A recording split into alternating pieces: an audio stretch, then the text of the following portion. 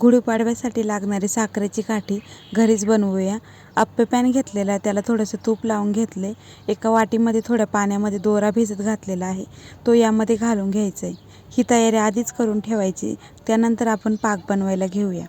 आता इथे एक पातेलं गरम केले, त्यामध्ये अर्धा पेला साखर घातली। साखर बुडेल एवढंच पाणी घालायचे आणि मोठा गॅस करून आपल्याला साखर आधी विरघळून घ्यायची।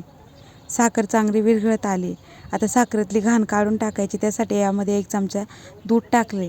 आता त्यावरती जी काही घाण आलेली ती काढून टाकायची, त्यामुळे आपली गाठी पांढरी शुभ्र होते। आता 2 मिनटं थोडा मिडियम गॅस करायचा आहे आणि आपल्याला हा पाक चांगला शिजवून घ्यायचा आहे। आता थोड्याशा पाण्यामध्ये थोडा पाक टाकून बघायचा आहे, गोळी तयार झाली म्हणजे आपला पाक परफेक्ट झाला आहे। आता आप्पे पॅनमध्ये आपल्याला हे सगळं टाकून घ्यायचे।